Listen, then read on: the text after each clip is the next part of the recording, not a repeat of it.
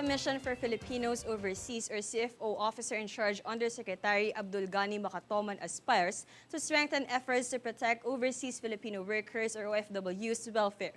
Cited as one of Marcos administration's top priority, CFO OIC Undersecretary Makatoman vowed to institute better efforts to address OFW's concerns and complaints, additionally enhancing the conduct of pre-departure seminar for OFWs.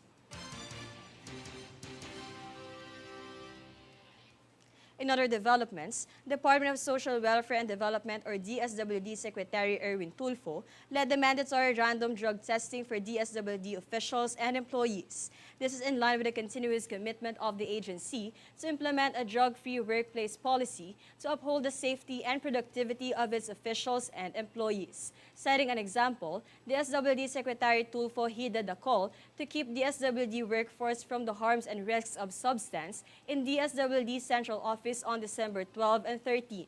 The department emphasized that the regular drug testing program aims to safeguard DSWD employees from the ill effects of drug abuse, hence promoting a productive workplace and yielding better outputs.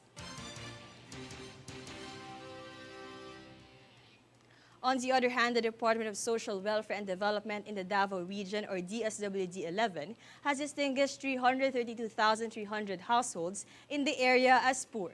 The evaluation came after DSWD-11 launched the Listahanan, also known as the National Household Targeting System for Poverty Reduction, or NHTSPR, for the region. Government agencies and organizations that provide social protection services and programs use the database for impoverished households. Meanwhile, Pag-ibig Fund has launched a virtual mobile application that aims to make its services accessible to its members. Through Pag-ibig Fund's innovative mobile apps, it aims to continuously fulfill its objective to provide secure savings programs and affordable housing loans for Filipinos. Pag-ibig members could get their membership ID number, monitor their housing or short-term loan, and make online payments. Members can download the mobile app through Apple Store and Google Play.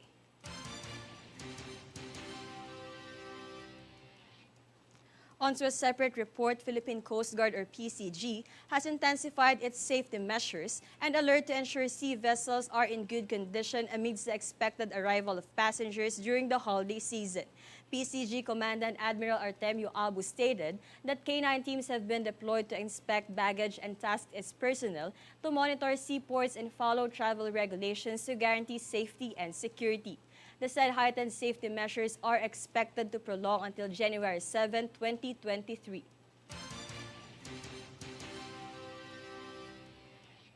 For lower house updates, the House panel approved to suspend the use of mother tongue for primary schools, referring to kindergarten until grade 3 students, seeing that it might be incomprehensible for young learners since schools lack on learning materials.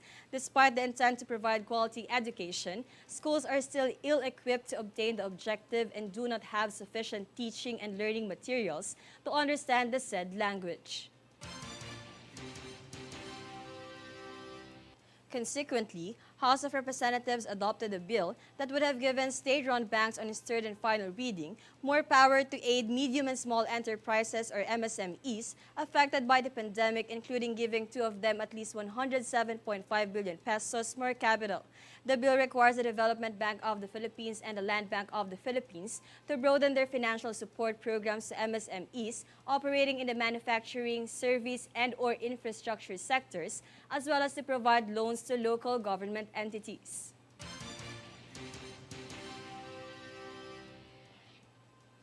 The National Citizen Service Training Program Act was approved on third and final reading by the House of Representatives. Max Legaspi fills us in with the details.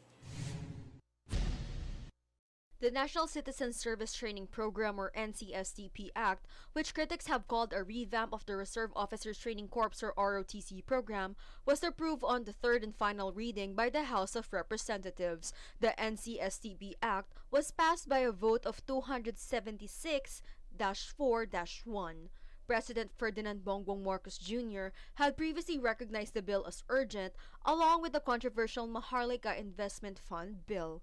This implies that undergraduate students in both public and private higher education institutions technical, vocational, educational, and training programs, and TESDA courses will be required to complete a 2-year NCSTP program. The program will be implemented by CHED and TESDA with guidance from the Department of National Defense. Those who successfully complete the program will be enrolled in the National Service Reserve Corps or NCRC and the AFP Reserve Force. For Golden Nation Network, this is Max Legaspi.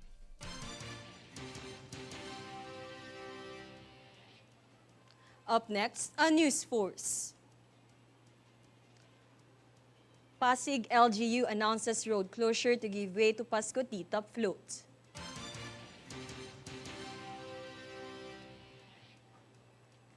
Boracay records 4,000 tourist arrival per day. Mayor Bautista ensures safety of visitors.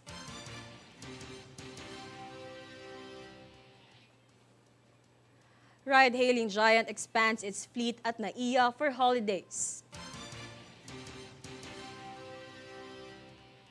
Stay tuned for more stories and reports when News Force returns.